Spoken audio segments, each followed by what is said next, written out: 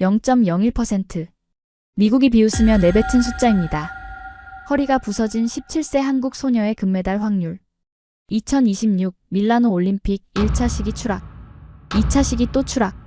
세계는 기권하라고 외쳤습니다. 그런데 40분 뒤 전광판이 뒤집혔습니다. 90.25점.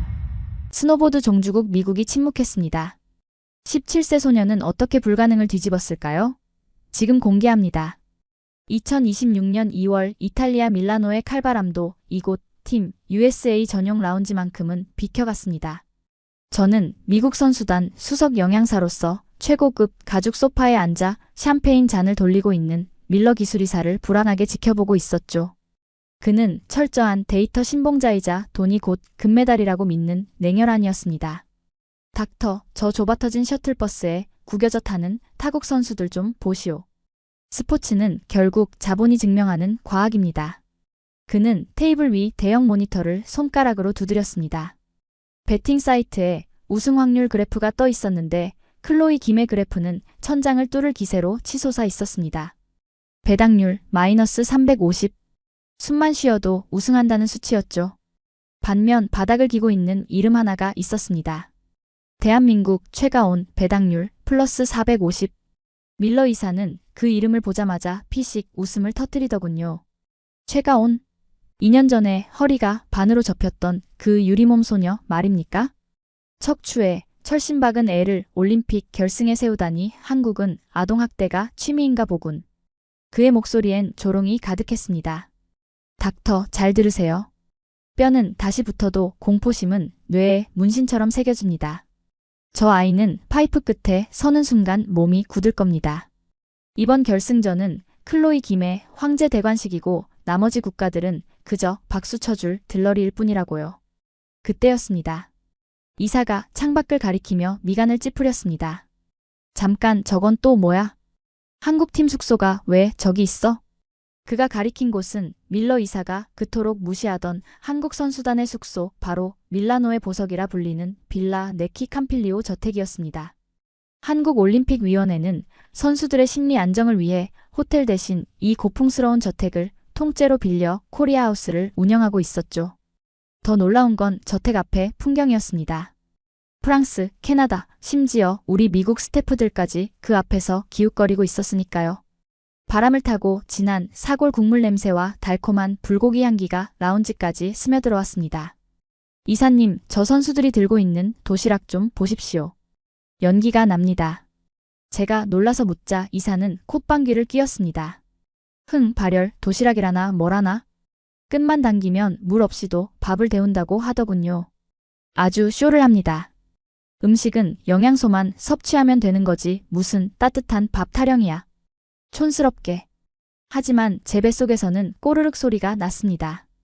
우리 미국 팀은 효율성을 강조하며 차가운 샌드위치와 튜브형 에너지 젤만 지급하고 있었거든요. 이 추운 날씨에 한국팀은 집밥의 온기를 무기로 삼고 있었던 겁니다. 닥터, 경고하는데 우리 선수들 절대 저 근처에도 못 가게 하세요. 검증 안 된 아시아 음식 먹고 배탈이라도 나면 누가 책임집니까? 우린 과학만 믿습니다. 그는 단호하게 커튼을 획 젖혀버렸습니다. 창밖의 따뜻한 풍경은 차단되었고 라운지엔 다시 차가운 샴페인의 냉기만이 감돌았습니다. 자, 건배합시다.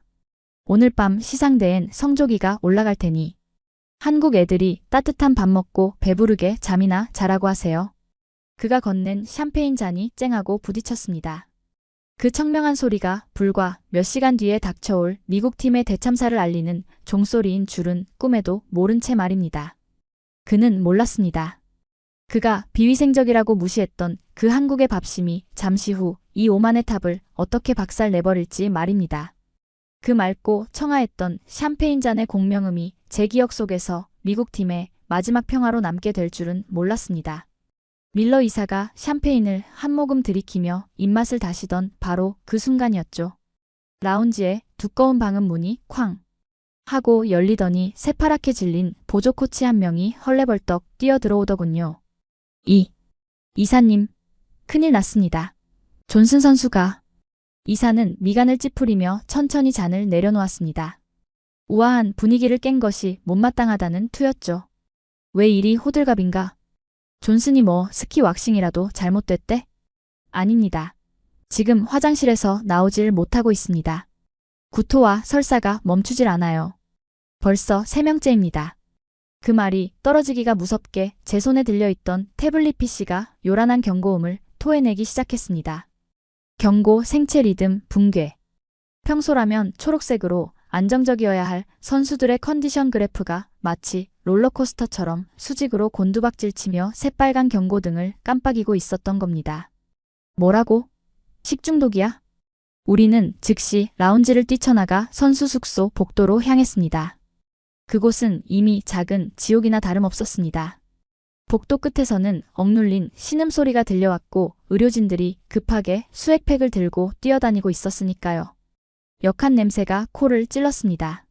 세계 최강이라 자부하던 미국 스키팀의 위험은 온데간데 없고 배를 움켜쥔 채 식은땀을 흘리는 환자들만 널브러져 있었죠. 진단 결과는 참담했습니다. 노로바이러스. 선수촌 식당 샐러드바에 나왔던 생굴과 야채가 문제였던 것으로 추정되었습니다. 밀러 이사의 얼굴이 불그락푸르락해지더니 복도가 떠나가라 고함을 질렀습니다. 이런 멍청한 이탈리아 놈들. 위생관리를 발로 하는 거야? 감히 우리 미국 선수들 장을 건드려? 당장 전원 격리시켜. 식당 출입 전면 봉쇄해. 순식간에 숙소에는 식사 금지령이 내려졌습니다. 문제는 내일이 당장 결승전이라는 거였죠. 에너지를 폭발시켜야 할 선수들이 쫄쫄 굶거나 탈수 증세로 쓰러지게 생긴 겁니다. 이사는 다급하게 자신이 공수해온 비상식량 박스를 뜯어 젖혔습니다. 자, 다들 들어라. 지금부터 물 한 모금도 함부로 마시지 마라. 오직 이 나사 인증 에너지 젤과 프로틴 바만 섭취한다. 알겠나? 이게 가장 완벽하고 안전한 과학적 식단이야. 그가 던져준 건 차갑고 끈적끈적한 튜브형 젤이었습니다. 맛이라고는 찾아볼 수 없는 오직 생존만을 위한 우주식량 같은 것이었죠. 선수들은 울상을 지으며 억지로 젤을 짜먹었지만 그들의 눈빛은 공허했습니다. 따뜻한 수프 한 그릇이 간절한 시점에 차가운 화학약품 같은 젤이라니요. 그런데 말입니다. 제가 선수들의 바이탈 사인을 체크하며 복도를 서성이다가 무심코 창밖을 내다본 순간이었습니다. 이해할 수 없는 데이터의 오류 같은 장면이 제 눈을 사로잡았습니다. 길 건너편 그 고풍스러운 빌라 네키 캄필리오 숙소 주변만 공기가 달랐기 때문입니다. 바이러스의 공포에 떨며 문을 걸어 잠근 우리와 달리 그곳은 마치 축제가 열린 듯 활기가 넘쳤습니다. 저택의 굴뚝에서는 여전히 하얀 연기가 모락모락 피어오르고 있었는데 그 연기를 타고 넘어오는 구수한 냄새가 젠장 너무나 치명적이더군요. 더 충격적인 건 그 앞의 풍경이었습니다. 프랑스 팀의 유니폼을 입은 선수들이 쭈뼛거리며 한국팀 매니저에게 말을 걸고 있더군요. 헤이 킴, 제발 부탁이야. 우리 팀 셰프가 도망갔어. 그 매직박스 하나만 남는 거 없어? 내 고글이랑 바꾸자. 그들이 애타게 찾는 매직박스. 바로 한국팀이 공수해온 발열 도시락이었습니다. 줄만 당기면 뜨거운 증기가 올라와 갓 지은 밥과 불고기를 데워주는 그 물건 말입니다. 심지어 캐나다 선수들은 한국 숙소 담벼락에 기대 앉아 한국 스태프가 나눠준 컵라면 국물을 마시며 오마이갓 코리아를 외치고 있었습니다. 저는 황급히 태블릿 PC의 국가별 선수 컨디션 데이터를 조회해봤습니다. 제 눈을 의심할 수밖에 없었죠.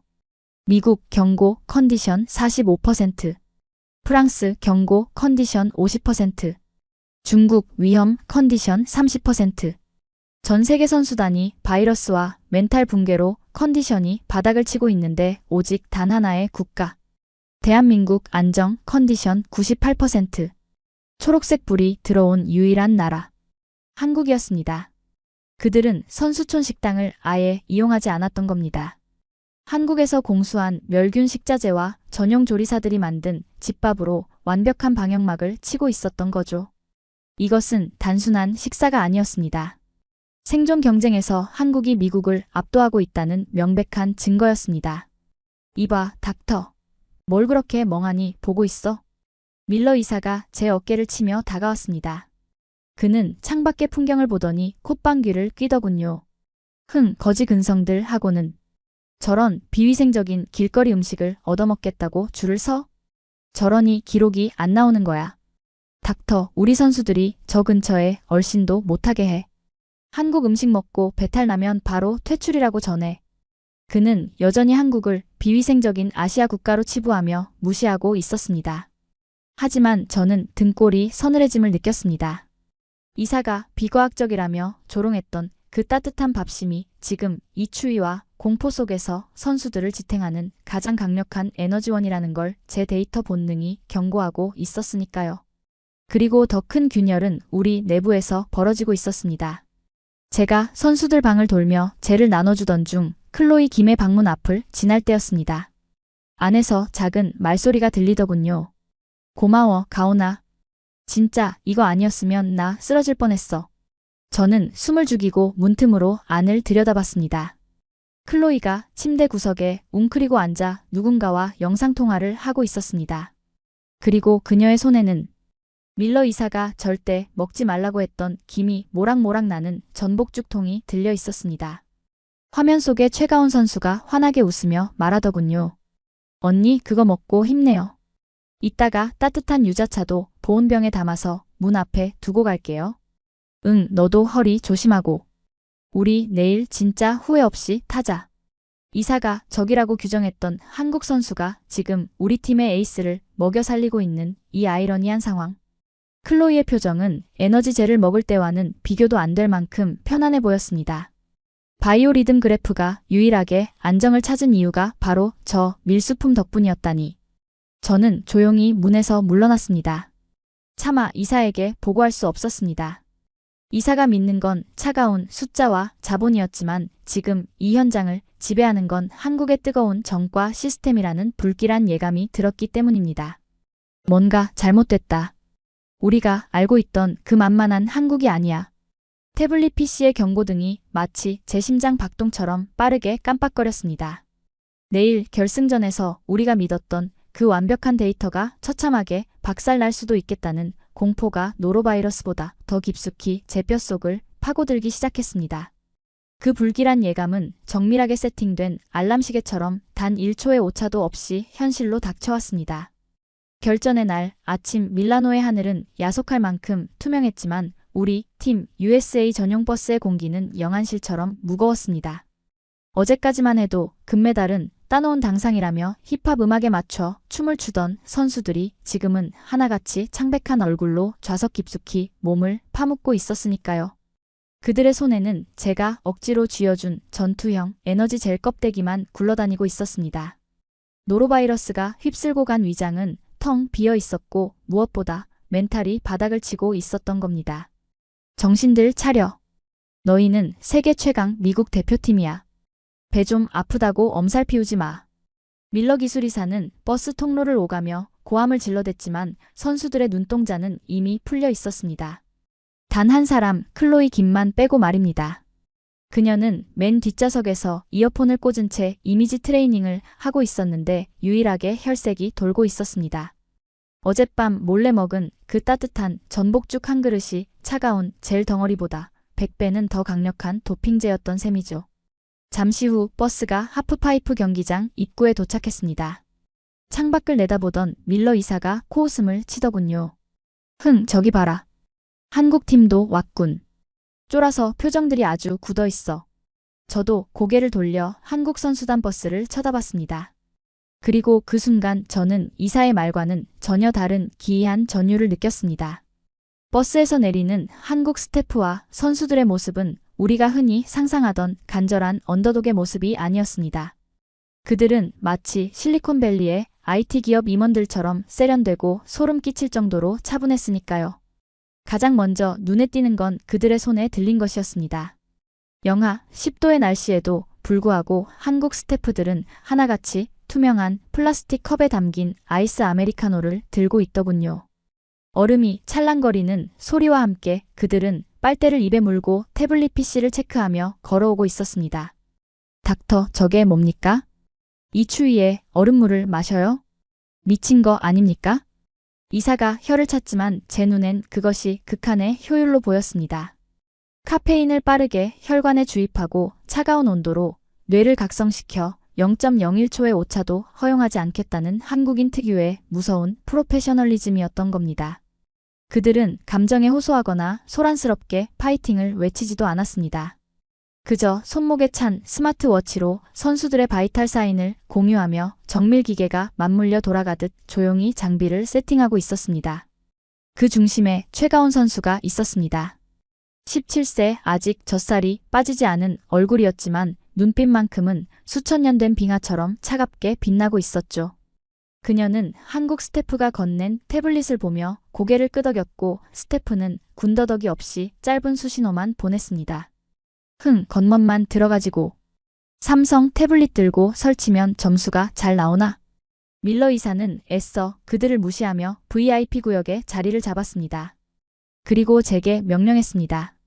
닥터, 지금 당장 저 최가온 데이터를 띄워. 오늘 제가 어떻게 망가지는지 내가 실시간으로 보여줄 테니까. 저는 떨리는 손으로 최가온 선수의 실시간 데이터를 모니터에 띄웠습니다. 화면 속 그녀가 스타트 라인에 섰습니다. 해발 2000m, 22피트, 약 7m 높이의 거대한 얼음벽. 인간이 가장 큰 공포를 느낀다는 높이입니다. 잘 봐, 닥터. 제 허리 보이지? 2년 전에 부러져서 철심 박은 곳이야. 저 높이에 서면 뇌는 본능적으로 그날의 고통을 기억해내. 근육이 수축되고 호흡이 가빠지지. 그건 데이터로 속일 수 없어. 이사의 말대로 태블릿 화면 속 최가온의 심박수는 분당 160회를 넘나들고 있었습니다. 하지만 뇌파는 기이할 정도로 안정적인 몰입 상태를 유지하고 있었죠. 마치 폭풍의 눈처럼 말입니다. 출발 신호가 울렸고 그녀가 파이프 아래로 몸을 던졌습니다. 쉬익. 보드가 설면을 가르는 날카로운 소리와 함께 그녀가 첫 번째 점프를 시도했습니다. 높았습니다. 생각보다 훨씬 더. 마치 중력을 거스르는 듯한 채공 시간에 관중석에서 탄성이 터져 나왔습니다. 호, 제법인데. 하지만 이사가 비릿한 웃음을 흘리며 카운트다운을 하듯 중얼거렸습니다. 착지가 문제야. 겁먹은 애들은 꼭 내려올 때 실수를 하거든.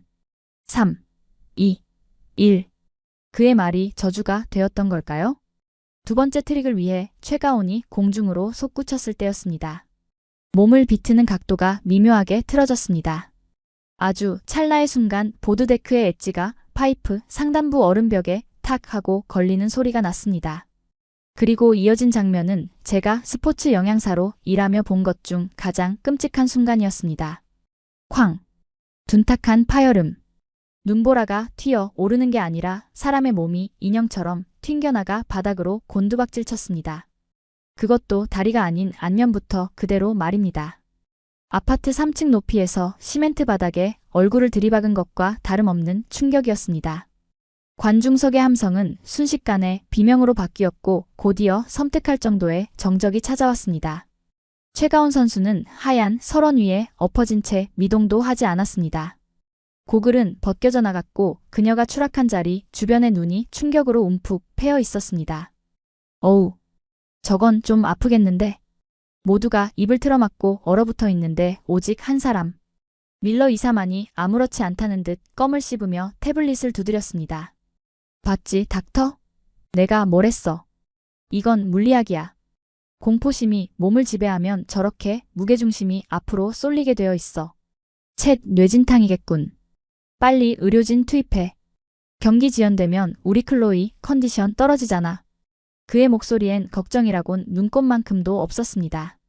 오로지 경기 일정과 자국 선수의 컨디션만을 계산하는 저 차가운 기계적 사고방식. 저는 순간 주먹이 쥐어졌습니다. 저기 쓰러져 있는 건 경쟁자이기 전에 17살짜리 어린 소녀였습니다. 그때였습니다. 우리 팀 대기석에서 누군가가 펜스를 박차고 뛰쳐나갔습니다. 클로이 김이었습니다.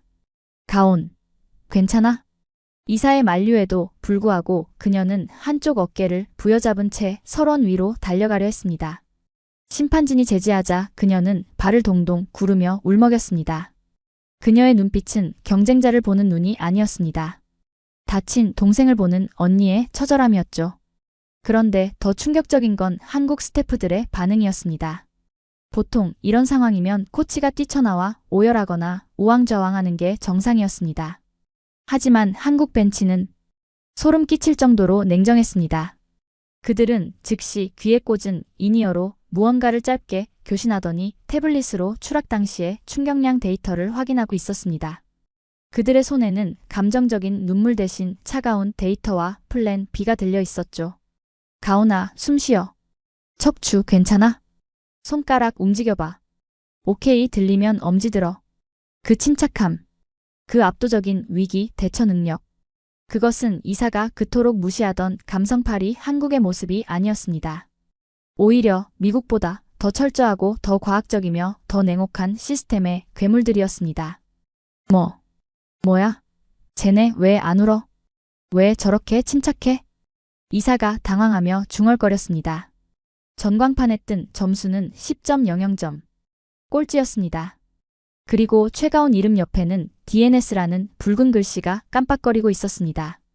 들것을 든 의료진들이 최가온을 둘러쌌고 그녀는 여전히 일어나지 못했습니다. 하지만 저는 태블릿 화면을 끄지 못했습니다. 화면 속 최가온의 데이터 그래프가 아주 미약하게 남아 다시 꿈틀거리기 시작했다는 것을 보았기 때문입니다.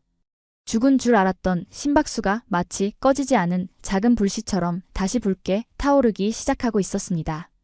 그 희미한 심박수의 불씨가 태블릿 화면에서 다시 꿈틀거리는 것을 본 순간 제 등줄기로 서늘한 전율이 스치고 지나갔습니다. 그것은 단순한 생체 신호가 아니었습니다. 죽음의 문턱까지 갔다가 제 발로 걸어 나온 자만이 뿜어낼 수 있는 기이하고도 서늘한 생명력이었으니까요. 저게 뭐야? 쟤 왜 일어나? 밀러 이사가 씹던 껌을 툭 뱉으며 자리에서 벌떡 일어났습니다. 그의 동공이 지진이라도 난 듯 잘게 떨리고 있었습니다. 분명 그의 데이터상으로는 경기 종료였고 의학적 후송 조치가 내려져야 마땅한 상황이었거든요. 그런데 팩트는 그의 예측을 보란듯이 배신하고 있었습니다. 설원 위에 죽은 듯 엎어져 있던 최가온 선수가 마치 고장난 인형이 다시 태엽을 감듯 삐걱거리며 상체를 일으켜 세운 것입니다. 고글은 어디로 날아갔는지 보이지 않았고 입술은 터져서 붉은 선혈이 턱을 타고 흘러내리고 있었습니다.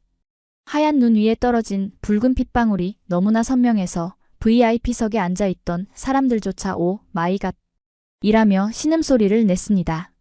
하지만 그녀는 울지 않았습니다. 비틀거리며 스노보드를 다시 싣는 그녀의 눈빛은 충격으로 초점이 풀린 게 아니라 오히려 맹수처럼 번들거리고 있었습니다. 미친. 이건 미친 짓이야. 심판. 당장 말려. 저건 자살행위라고. 이사가 넥타이를 거칠게 풀어헤치며 소리를 질렀습니다. 그의 목에는 시퍼런 핏대가 섰고 이마에는 식은땀이 송골송골 맺히기 시작했습니다. 그는 지금 선수를 걱정하는 게 아니었습니다. 자신의 완벽한 시나리오, 즉 미국의 압도적 승리와 한국의 처참한 패배라는 공식에 변수가 생기는 것을 견딜 수 없어 하는 눈치였죠. 닥터, 저거 규정 위반 아니야? 뇌진탕 의심 환자를 다시 태운다고? 한국 코치들은 제정신이야? 그가 제 팔을 움켜쥐는 악력이 어찌나 센지 뼈가 으스러지는 줄 알았습니다. 하지만 제가 대답할 틈도 없이 더 기가 막힌 장면이 연출되었습니다. 펜스 너머 한국팀 벤치. 보통의 경우라면 코치가 달려가 선수를 껴안고 괜찮아 그만하자 라며 눈물을 쏟아야 정상인 타이밍이었습니다. 그게 우리가 아는 스포츠 드라마의 클리셰니까요. 하지만 한국 코치진은 소름 끼칠 정도로 냉정했습니다. 최가온 선수가 비틀거리며 벤치로 돌아오자 한국 코치는 감정적인 위로 대신 태블릿 PC를 그녀의 눈앞에 들이밀었습니다. 그리고 최신형 스타일러스 펜으로 화면을 툭툭 치며 방금 추락한 지점의 각도와 속도를 분석해주더군요. 가온아, 봐봐. 진입속도 82km.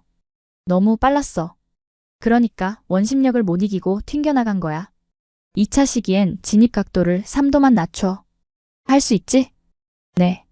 최가온은 피 묻은 입술로 짧게 대답하더니 스태프가 건넨 보온병을 받아들었습니다. 그 보온병에서 모락모락 피어오르는 하얀 김. 그것은 이탈리아의 에스프레소도 미국의 에너지 드링크도 아니었습니다. 한국에서 직접 공수해온 심신을 안정시키고 체온을 즉각적으로 높여준다는 유자차였습니다. 그녀가 뜨거운 차를 한 모금 들이키자 창백했던 볼에 거짓말처럼 혈색이 돌아오기 시작했습니다.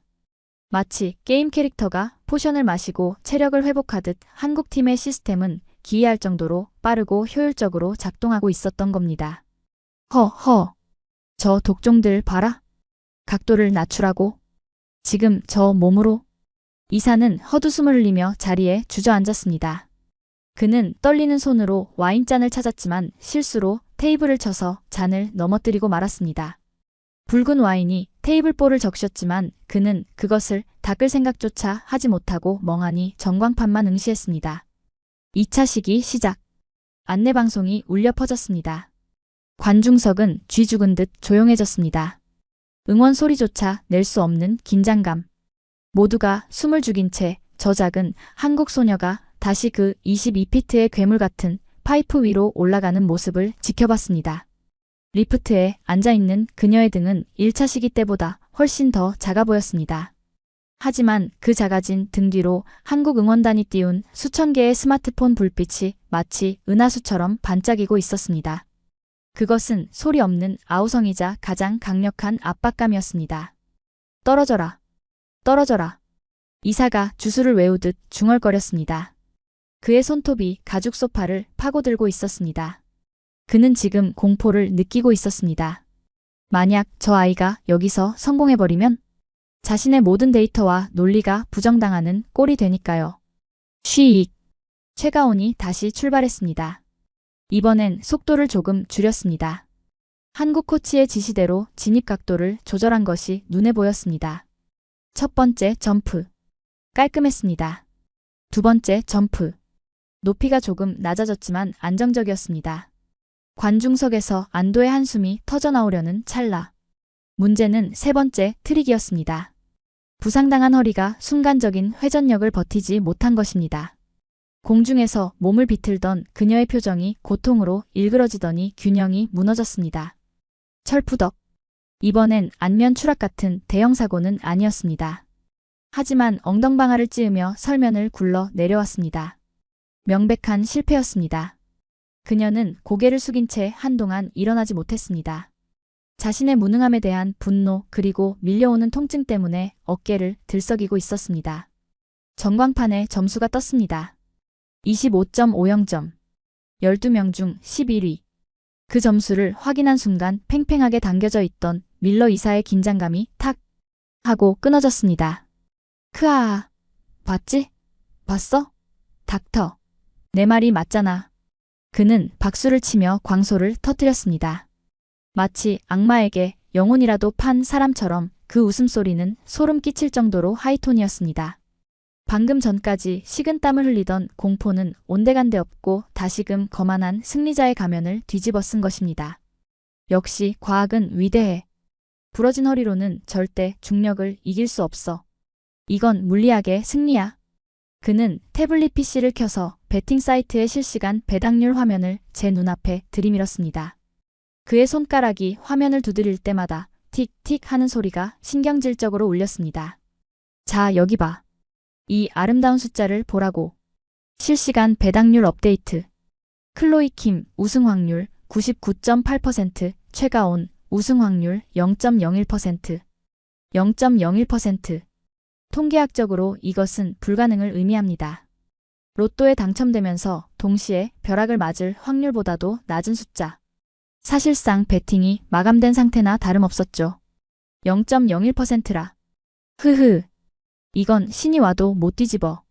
닥터 샴페인 가져와. 제일 비싼 걸로. 오늘 밤은 파티다. 이사는 흥분에 취해 넥타이를 완전히 풀어던지고 재킷 단추까지 풀렀습니다. 그는 승리감에 도취되어 있었지만 저는 왠지 모를 인지 부조화를 느끼고 있었습니다. 제 눈앞의 데이터는 분명 미국의 승리를 가리키고 있는데 제 본능은 뭔가 잘못됐다고 경고등을 울리고 있었거든요. 왜냐하면 화면 속 배당률은 0.01%로 추락했지만 현장의 공기는 오히려 더 뜨겁게 달아오르고 있었기 때문입니다. 관중석의 한국 응원단은 실망해서 자리를 뜨기는커녕 약속이라도 한 듯 일제히 일어나 태극기를 흔들고 있었습니다. 그 냉정한 시스템의 괴물들은 2차 시기의 실패에도 전혀 동요하지 않고 있었습니다. 오히려 코치진이 태블릿을 보며 서로 고개를 끄덕이더군요. 마치 이 정도면 됐다. 0점 조절은 끝났다고 말하는 것처럼 말입니다. 이사님, 저기 좀 보십시오. 한국 벤치 분위기가 이상합니다. 포기한 눈빛이 아닌데요? 제가 조심스럽게 말하자 이사는 샴페인병을 따려다 말고 짜증 섞인 표정으로 저를 쏘아봤습니다. 닥터, 자네 바보야? 데이터 볼 줄 몰라? 0.01%라고. 저건 포기 안 한 게 아니라 충격받아서 현실 부정을 하고 있는 거야. 불쌍한 것들. 받아들이기 힘들겠지. 여기까지 와서 빈손으로 돌아가야 하니까. 그는 애써 한국팀의 침착함을 현실 부정으로 치부하며 자신의 불안감을 덮으려 하고 있었습니다. 자신의 논리가 완벽하다고 믿고 싶은 인간의 나약한 방어 기제. 그는 지금 보고 싶은 것만 보고 믿고 싶은 것만 믿는 확증 편향의 늪에 깊이 빠져 있었던 겁니다. 그때 클로이 김이 슬로프 아래로 내려와 최가온에게 다가가는 모습이 보였습니다. 클로이는 최가온의 어깨를 감싸 안으며 무언가 속삭였습니다. 이사는 그 모습을 보며 혀를 찼습니다. 챗, 클로이, 저것도 시작이군. 패배자한테 동정심이나 베풀고. 저래서야 어디 진정한 여제가 되겠어? 하지만 저는 봤습니다. 클로이의 입모양을요. 그녀는 동정을 하고 있는 게 아니었습니다. 그녀의 입술은 분명하게 이렇게 움직이고 있었습니다. 넌 할 수 있어. 그들에게 보여줘. 그리고 고개를 든 최가온의 눈빛. 2번의 실패, 찢어진 입술, 멍든 엉덩이. 그 처참한 몰골 속에서도 그녀의 눈동자는 여전히 아까보다 더 시퍼렇게 살아있었습니다. 그것은 0.01%의 확률에 절망하는 패배자의 눈이 아니었습니다. 그 0.01%의 틈새를 비집고 들어가 기어이 100%를 만들어내겠다는 승부사의 광기였습니다. 이사님, 샴페인 따는 거 조금만 미루시는 게 좋겠습니다. 제 말이 끝나기도 전에 이사는 샴페인 코르크를 뻥 하고 터뜨렸습니다. 하얀 거품이 솟구쳐 올랐습니다. 마치 잠시 후 경기장에서 폭발할 한국의 기적을 미리 축포라도 쏘는 것처럼 말입니다. 닥터, 촌스럽게 왜 이래? 게임은 끝났어. 이제 남은 건 즐기는 것뿐이야. 그는 웃고 있었지만 샴페인 잔을 쥔 그의 손은 미세하게 떨리고 있었습니다. 그도 본능적으로 느끼고 있었던 겁니다. 이 완벽한 숫자의 성벽 너머에서 무언가 거대한 해일이 몰려오고 있다는 것을. 그리고 그 해일은 이제 곧 시작될 운명의 3차 시기와 함께 우리 모두를 집어삼킬 준비를 마친 상태였습니다. 펑! 경쾌한 파열음과 함께 샴페인 코르크가 허공을 갈랐습니다. 하얀 거품이 폭죽처럼 솟구쳐 올라 밀러 기술이사의 최고급 캐시미어 코트를 적셨지만 그는 개의치 않았습니다. 아니, 오히려 그 얼룩을 훈장처럼 여기며 낄낄거리고 있었죠. 자, 밖에 나, 닥터. 이게 바로 승자의 맛이야. 그가 억지로 제 손에 쥐어준 크리스털 잔에는 황금빛 액체가 출렁이고 있었습니다. 하지만 저는 그 잔을 입에 댈 수 없었습니다. 제 목구멍은 모래를 삼킨 듯 까끌거렸고 심장은 불길한 박동으로 쿵쿵대고 있었으니까요. 이사는 이미 제정신이 아니었습니다. 자신의 데이터가 옳았다는 안도감 그리고 한국이라는 눈엣 가시가 처참하게 무너졌다는 쾌감이 그의 이성을 마비시킨 듯 했습니다. 그는 샴페인 잔을 들고 VIP 테라스 난간으로 성큼성큼 걸어나갔습니다. 그곳은 바로 아래쪽에 선수 대기석, 즉 한국팀 벤치가 훤히 내려다 보이는 위치였죠. 이사님, 거긴 위험합니다. 규정상 타국 벤치에 접근하면 제가 말릴 새도 없었습니다. 그는 난간에 몸을 기대고 아래쪽을 향해 소리치기 시작했습니다. 그의 목소리는 경기장의 소음을 뚫고 패배의 쓴맛을 삼키고 있는 한국 진영의 비수처럼 날아들었습니다. 어이, 코리아. 거기 감독 양반. 한국팀 헤드코치가 고개를 들었습니다. 그는 무전기를 든 채 최가온 선수의 부상 부위를 체크하던 중이었습니다. 이사는 그 모습을 보며 샴페인을 한 모금 들이키더니 세상에서 가장 모욕적인 언어로 비아냥거렸습니다. 이제 그만 짐 싸서 집에 가지 그래. 그 정도 다쳤으면 보험금이나 타먹는 게 낫지 않아? 왜 애를 잡고 있어? 아동학대로 신고 당하고 싶어? 경기장 주변의 공기가 순식간에 얼어붙었습니다. 심지어 우리 미국 팀 선수들조차 당황해서 서로의 얼굴을 쳐다볼 정도였죠. 승부가 결정났다 해도 패자에게 최소한의 예의를 갖추는 것이 스포츠맨십이니까요. 하지만 밀러 이사에게 그런 건 사치였습니다. 그는 지금 이 순간을 즐기고 싶어 안달이 난 세디스트 같았습니다. 그리고 닥터 저거 봐. 우리 클로이 좀 보라고. 그가 손가락질한 곳에는 클로이 김이 최가온의 어깨를 감싸 안고 격려해주는 모습이 있었습니다. 이사의 얼굴이 순식간에 일그러졌습니다. 야, 클로이. 당장 그 손 떼? 너 미쳤어? 이사의 고함 소리에 클로이가 깜짝 놀라 위를 올려다봤습니다. 이사는 난간을 주먹으로 쾅쾅 내리치며 입에 담지 못할 폭언을 쏟아냈습니다. 네가 여왕이야.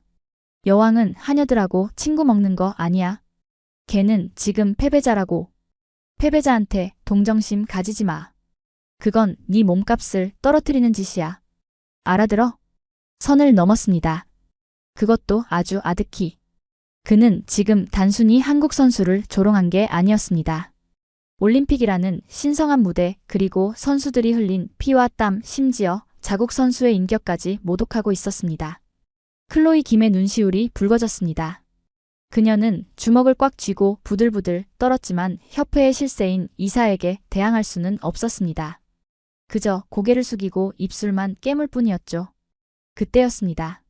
한국팀 벤치에서 변화가 감지되었습니다. 보통 이런 모욕을 당하면 코치가 위를 올려다보며 삿대질을 하거나 욕을 하는 게 정상입니다. 저 같아도 샴페인 잔을 던졌을 겁니다. 하지만 한국 코치진의 반응은 소름 끼칠 정도로 무였습니다. 헤드 코치는 이사를 쳐다보지도 않았습니다. 그는 천천히 아주 천천히 재킷 안주머니에서 무언가를 꺼냈습니다. 그것은 최신형 노이즈 캔슬링 헤드폰이었습니다. 그는 아무 말 없이 최가온 선수의 귀에 헤드폰을 씌워주었습니다. 세상의 모든 소음, 저 위에서 지저대는 미친 개의 소리, 그리고 관중들의 수군거림까지 완벽하게 차단해버리겠다는 듯이 말입니다. 그리고는 태블릿 PC 화면을 최가온의 눈앞에 고정시켰습니다. 화면에는 복잡한 그래프나 수치가 아닌 단 하나의 문장이 큼지막하게 떠 있었습니다. 그냥 즐겨. 우리가 널 지킨다. 그 문장을 본 순간 고글 아래 가려져 있던 최가온의 인매가 살짝 움직였습니다. 두려움에 떨던 입술이 굳게 다물어지더니 턱 끝에 힘이 들어갔습니다. 그녀는 천천히 고개를 들어 난간 위에 서 있는 밀러 이사를 정면으로 응시했습니다. 그 눈빛. 아, 저는 맹세코 17살 소녀에게서 그런 눈빛이 나올 수 있다고는 상상도 못했습니다. 그것은 분노나 원망 따위가 아니었습니다. 마치 사냥감을 발견한 최상위 포식자가 먹잇감을 내려다보는 서늘하고도 잔혹한 눈빛이었습니다. 저게 눈을 부라려? 이사가 움찔하며 한 걸음 뒤로 물러섰습니다. 자신이 쏘아 올린 화살이 더 거대한 미사일이 되어 되돌아오고 있음을 본능적으로 느낀 걸까요? 하지만 그는 곧바로 헛기침을 하며 허세를 부렸습니다. 기가 차서. 그래, 어디 한번 해봐. 0.01%의 기적? 웃기고 있네. 네가 금메달 따면 내가 이 태블릿 PC를 씹어먹는다. 알겠냐? 그는 들고 있던 태블릿을 난간에 위태롭게 올려두며 조롱했습니다. 바로 그때 하늘도 이 막장 드라마에 동참하려는 듯 기이한 조짐을 보이기 시작했습니다. 갑자기 경기장 상공에 먹구름이 몰려들더니 굵은 눈발이 흩날리기 시작한 겁니다. 바람의 방향이 바뀌었습니다. 하프파이프 안쪽으로 거센 맞바람이 불어 닥쳤습니다. 크아, 봤지? 하늘도 미국 편이야. 이런 날씨에 부러진 허리로 3차 시기? 100% 넘어진다. 아니, 아예 뜨지도 못할걸? 이사는 날씨마저 자신의 편이라며 광소했습니다. 확실히 최악의 조건이었습니다. 시야는 가려지고 맞바람은 속도를 늦춥니다. 고난도 기술을 써야 하는 최가온에게는 사형 선고나 다름없었죠. 하지만 저는 태블릿 화면 속 데이터를 보며 경악을 금치 못했습니다. 한국팀의 데이터 분석관들이 미친 속도로 무언가를 입력하고 있었기 때문입니다. 풍향 변경 감지, 목표 속도 재산정, 진입각도 플러스 2.5도 보정. 그들은 날씨를 탓하는 대신 변수를 상수로 치환하고 있었습니다. 맞바람을 역이용해 채공시간을 늘리는 계산. 그 미친 계산을 단 수초 만에 끝내고 이니어를 통해 최가온에게 전달하고 있었던 겁니다. 가온아, 들리지? 바람이 널 밀어줄 거야. 넌 그냥 몸을 맡겨. 2.5도만 더 눕혀. 나머진 우리랑 내 아버지가 믿는 신한테 맡기자. 코치의 차분한 목소리가 이니어를 타고 흘러 들어갔습니다. 최가온이 고개를 끄덕였습니다. 그녀는 더 이상 17살 소녀가 아니었습니다. 한국이라는 거대한 시스템이 만들어낸 가장 정교하고 치명적인 인간 병기였습니다. 그녀가 리프트에서 일어났습니다. 부러진 허리, 찢어진 입술, 멍든 엉덩이. 하지만 그녀의 등은 그 어느 때보다 거대해 보였습니다. 관중석의 한국 응원단도 이 비장한 공기를 감지했는지 약속이라도 한 듯 함성을 멈추고 침묵으로 응원하기 시작했습니다. 수천 개의 스마트폰 불빛만이 눈보라 속에서 반짝이며 그녀의 길을 비춰주고 있었습니다. 자, 쇼타임이다. 마지막 발악을 보여줘봐. 이사는 샴페인 잔을 비우고 팔짱을 꼈습니다. 그는 여전히 꿈에도 모르고 있었습니다. 자신이 방금 건드린 것이 단순한 어린 선수의 자존심이 아니라 한국인들이 가장 참지 못하는 영린, 즉 가족과 생존의 버튼이었다는 것을 말입니다. 최가온이 스타트 라인 끝에 섰습니다. 고글을 다시 고쳤습니다. 거칠어지는 눈보라. 하지만 그녀는 그 눈보라를 뚫고 정확히 VIP 테라스에 있는 밀러 이사를 향해 보드데크를 한번 들어보였습니다. 마치 잘 봐라, 이 오만한 늙은이야. 이게 네가 말한 0.01%다.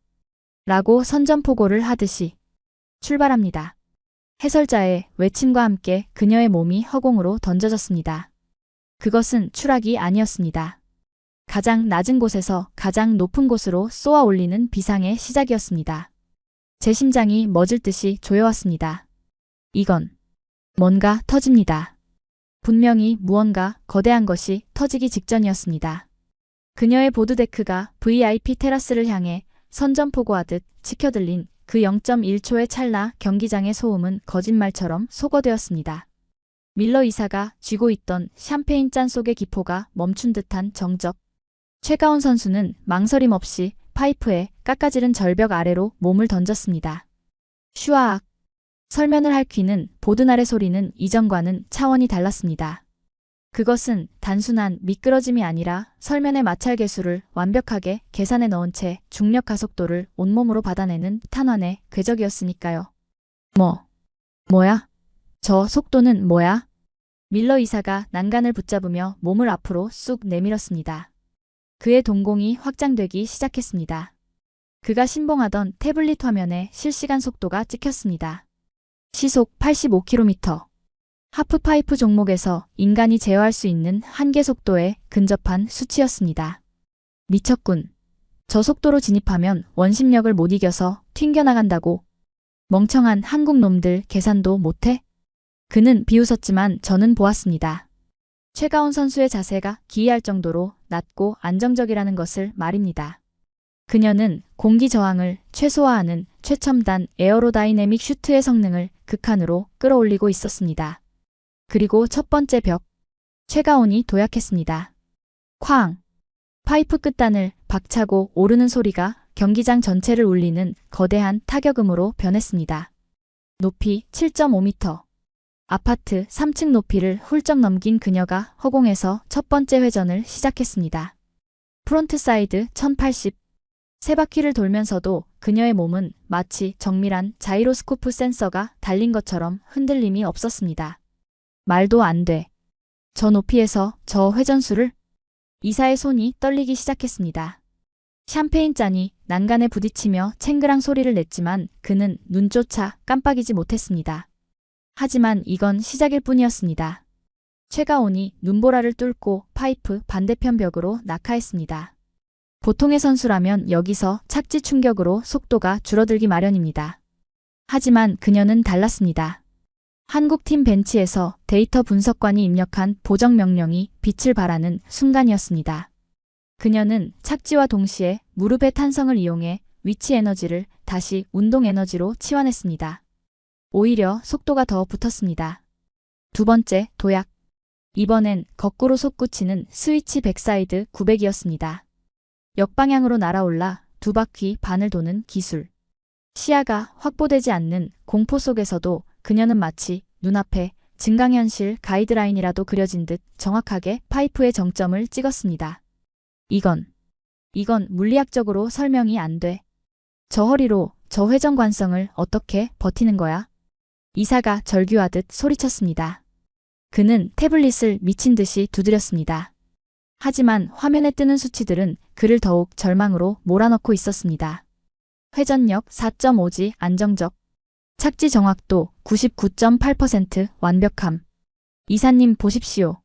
한국팀이 사용 중인 저 장비. 단순한 보드가 아닙니다. 제가 태블릿에 확대 기능을 켜서 그녀의 보드를 줌인했습니다. 그것은 한국항공우주연구진과 협력해 개발한 탄소 나노튜브 기반의 특수 컴포지트 보드였습니다. 진동을 0.001초 만에 상쇄하고 영하의 온도에서도 최적의 탄성을 유지하는 방산 기술의 결정체였던 겁니다. 미국이 구닥다리 방식의 왁싱 데이터에 매달릴 때 한국은 이미 무기체계에나 쓰이는 진동 감쇄 시스템을 스포츠에 이식해버린 것이었습니다. 아니야. 이건 조작이야. 센서 오류라고. 이사가 넥타이를 완전히 뜯어내듯 풀어헤치며 소리쳤습니다. 식은땀이 그의 셔츠를 흠뻑 적셨습니다. 그리고 드디어 대망의 마지막 구간. 최가온이 파이프의 가장 깊은 곳으로 미끄러져 내려갔습니다. 이곳에서 그녀가 선택할 기술은 무엇인가? 전 세계 중계진이 숨을 죽였습니다. 밀러 이사는 넘어져라, 제발 한 번만 삐끗해라 라며 손톱이 살을 파고들 정도로 난간을 움켜쥐었습니다. 하지만 최가온은 아니 한국은 그에게 자비라는 것을 베풀 생각이 눈꼽만큼도 없었습니다. 최가온이 마지막 벽을 박차고 솟구쳤습니다. 맞바람이 불어오는 최악의 조건. 하지만 그녀는 그 바람을 피하지 않았습니다. 오히려 바람의 저항을 이용해 공중에 더 오래 머무는 에어타임을 창조해냈습니다. 900도 회전 이후 연속해서 이어지는 720도 연계 동작. 공중에서 몸이 두 번 꺾이는 찰나 그녀의 모습은 마치 하늘을 나는 한 마리의 고귀한 학과 같았습니다. 라곤 완료. 한국 벤치에서 무전이 들려온 것 같은 착각이 들었습니다. 그녀의 보드가 설면을 향해 수직으로 낙하했습니다. 모두가 숨을 멈춘 0.5초. 콰직. 눈가루가 분수처럼 뿜어져 나왔습니다. 흔들림 없는 착지. 그녀는 마치 바닥에 자석이라도 붙은 것처럼 단 1cm의 오차도 없이 설면에 내려앉았습니다. 완벽한 클린 랜딩이었습니다. 경기장이 터져나갈 듯한 함성으로 뒤덮였습니다. 하지만 VIP 테라스는 사막보다 더 지독한 침묵에 잠겼습니다. 밀러 이사의 손에서 샴페인 잔이 힘없이 떨어졌습니다. 챙그랑. 잔이 깨지는 소리와 함께 그가 쌓아 올렸던 오만의 성벽도 산산조각이 났습니다. 말도 안 돼. 0.01%였잖아. 수학적으로 불가능했단 말이야. 그는 털썩 주저앉았습니다. 그의 앞에 놓여있던 태블릿 화면에는 그가 그토록 신봉하던 데이터들이 비웃기라도 하듯 황금빛 숫자를 띄우고 있었습니다. 기술 점수 48.50, 수행 점수 41.75, 총점 90.25, 1위. 전광판 가장 높은 곳에 대한민국 태극기와 함께 최가온의 이름이 새겨졌습니다. 클로이 김의 88.00점을 2.25점 차이로 밀어내버린 압도적이고도 논리적인 파괴력이었습니다. 이사님, 보십시오. 제가 조심스럽게 그를 불렀습니다. 그의 눈앞에는 이제 움직일 수 없는 팩트 폭격이 쏟아지고 있었습니다. 중계 화면에는 최가온의 연기를 초고속 카메라로 분석한 영상이 흘러나왔습니다. 저기 보이십니까? 저 회전 반경, 저 각도. 이건 운이 아닙니다.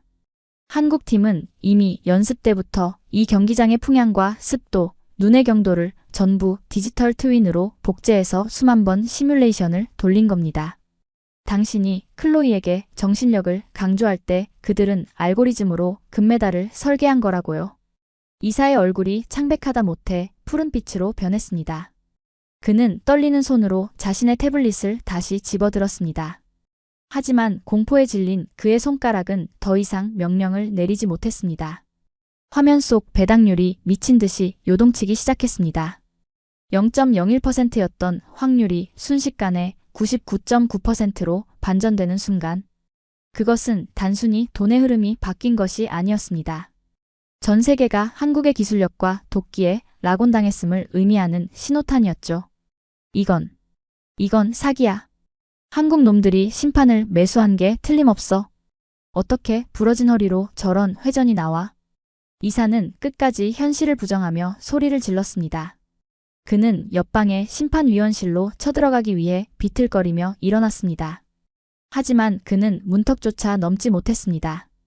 문 앞에는 이미 국제 스노보드 연맹 관계자들과 함께 한국팀의 법률 자문단이 기다리고 있었거든요. 그들은 아무 말 없이 밀러 이사 앞에 서류 뭉치를 내밀었습니다. 이게 뭐야? 귀하께서 방금 전 공개적인 장소에서 한국 선수에게 퍼부은 모욕적 발언과 인종차별적 언행에 대한 IOC 윤리위원회 제소장입니다. 그리고 여기 귀하가 클로이 김 선수에게 강요한 부적절한 훈련 방식에 대한 내부 고발 자료도 포함되어 있습니다. 한국팀은 경기에서만 이긴 게 아니었습니다. 이사가 오만하게 샴페인을 터뜨리는 동안 그들은 이미 그의 모든 선 넘은 행동을 증거로 수집해 법적으로 숨통을 끊어버릴 준비를 마쳤던 겁니다. 내부 고발? 누가?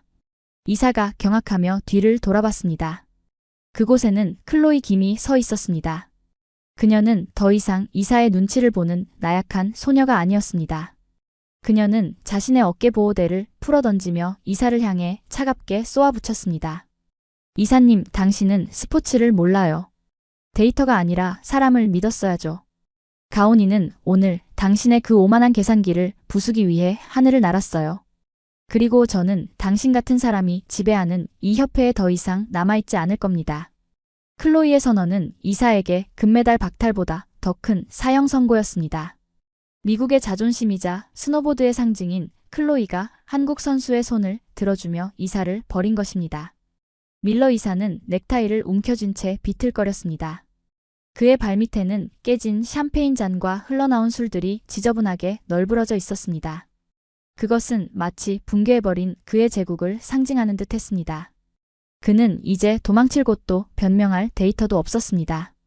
눈앞의 전광판에는 최가온의 우승 소식이 전 세계로 타전되고 있었고 관중석의 태극기는 마치 거대한 파도처럼 그를 집어삼킬 듯 넘실대고 있었으니까요. 저는 그를 뒤로하고 테라스 난간으로 다가갔습니다. 저 아래 눈물과 웃음이 범벅된 채 동료들에게 행가래를 받고 있는 17세 소녀 최가온이 보였습니다. 그녀의 목에 걸릴 금메달은 단순히 금속 조각이 아니었습니다. 그것은 오만한 강대국의 편견을 박살낸 철퇴였고 한국이라는 시스템이 전 세계에 선포한 압도적 승전보였습니다. 제 태블릿 PC가 마지막 알람을 울렸습니다. 분석 완료. 한국 승리. 완벽한 압승. 수치는 거짓말을 하지 않았습니다. 다만 그 수치를 만드는 인간의 의지가 데이터보다 훨씬 더 강력했을 뿐입니다. 제 태블릿 PC 화면에 마지막으로 찍힌 코리아 윈이라는 문구는 단순히 경기 결과가 아니라 밀러 이사가 평생을 쌓아 올린 신념의 성벽이 무너지는 굉음과도 같았습니다. 잔인한 정적이 VIP 테라스를 지배했고 바닥에 흩뿌려진 샴페인 거품은 마치 비참하게 패배한 자의 침방울처럼 지저분하게 말라붙어 있었죠. 이건 데이터 오류야. 서버 해킹이라고.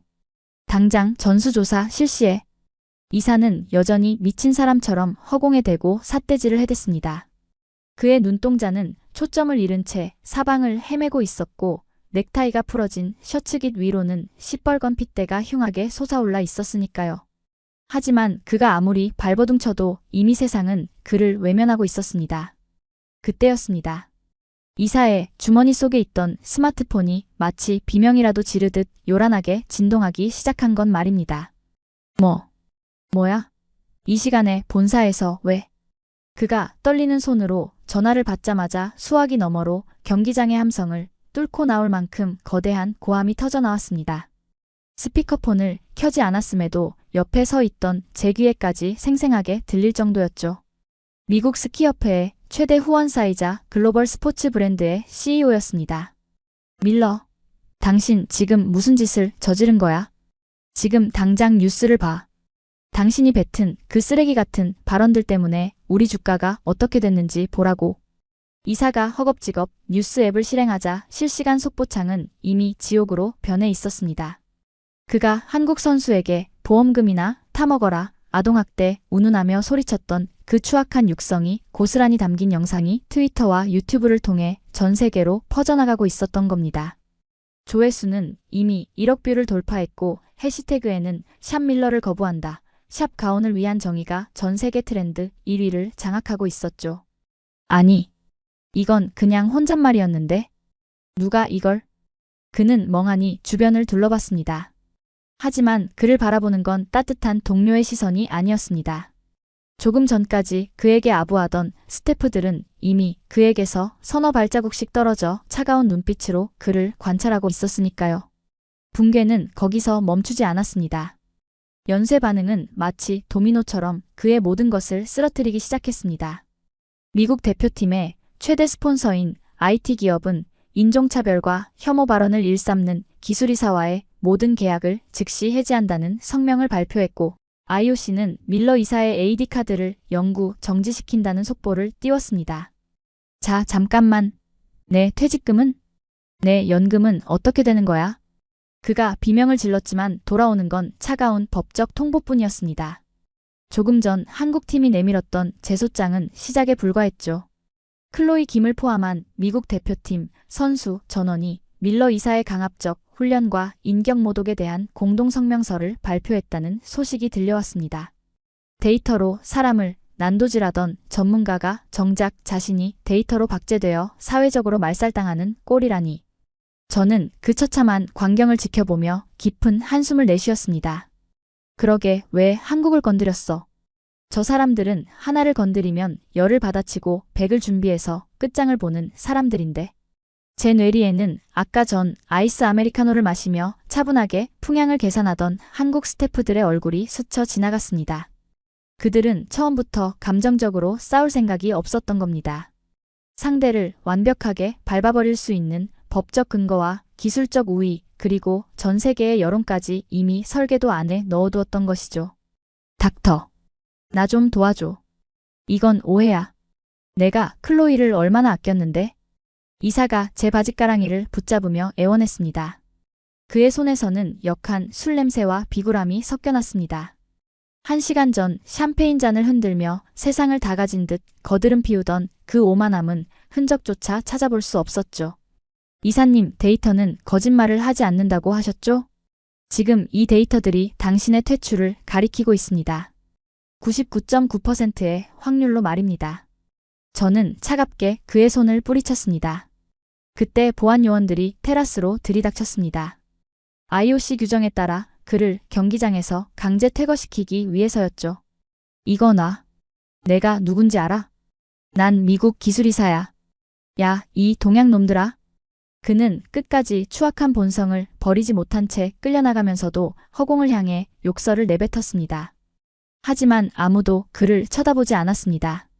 사람들의 시선은 이미 경기장 중앙 금메달을 목에 걸고 환하게 웃고 있는 최가온 선수에게 고정되어 있었으니까요. 미국 동계 스포츠의 살아있는 권력이었던 밀러 이사. 그의 마지막 모습은 고급 저택의 주인이 아니라 길거리에서 쫓겨나는 불황자보다 더 비참했습니다. 경제적 파산은 물론이고 평생 쌓아온 명예와 인맥, 그리고 그가 그토록 사랑하던 데이터의 권위까지 모두 쓰레기통에 처박히고 말았습니다. 저는 떨어진 그의 태블릿 PC를 발로 툭 밀어냈습니다. 액정이 박살난 화면에는 여전히 승리 확률 0.01%라는 숫자가 깜빡거리고 있더군요. 그건 밀러 이사가 한국을 무시하기 위해 만든 숫자였지만 이제는 그가 사회적으로 복귀할 수 있는 확률을 의미하는 조롱 섞인 성적표가 되어버렸습니다. 참으로 지독한 인과응보였습니다. 한국이라는 나라를 단순히 들러리로 생각했던 그 오만한 계산값이 결국 자신의 인생을 통째로 마이너스로 만들어버린 셈이니까요. 저는 VIP석을 빠져나오며 차가운 밀라노의 공기를 들이마셨습니다. 속이 다 후련했습니다. 이제 데이터 전문가로서 제가 할 일은 단 하나뿐이었습니다. 이 모든 기적을 가능케 한 저 무서운 나라 한국의 시스템이 대체 어디까지 진화할지 다시 처음부터 분석하는 건 말입니다. 밀러 이사가 경비원들에게 끌려나간 자리는 아주 잠시 소란스러웠을 뿐 금세 새로운 함성으로 채워졌습니다. 그것은 비난과 조롱이 아닌 진정한 영웅을 향한 존경의 박수 소리였죠. 저는 찢어진 넥타이 조각이 굴러다니는 VIP 테라스를 뒤로하고 천천히 경기장 아래쪽으로 내려갔습니다. 그곳에는 제가 데이터로는 도저히 분석할 수 없었던 가장 뜨거운 장면이 펼쳐지고 있었으니까요. 시상대에서 내려온 최가운 선수가 어디론가 전력 질주를 하고 있었습니다. 그녀가 향한 곳은 코치진도 카메라 앞도 아니었습니다. 관중석 맨 앞줄 낡은 패딩 점퍼를 입고 목이 터져라 딸의 이름을 부르고 있는 중년의 남성. 바로 그녀의 아버지였습니다. 아빠.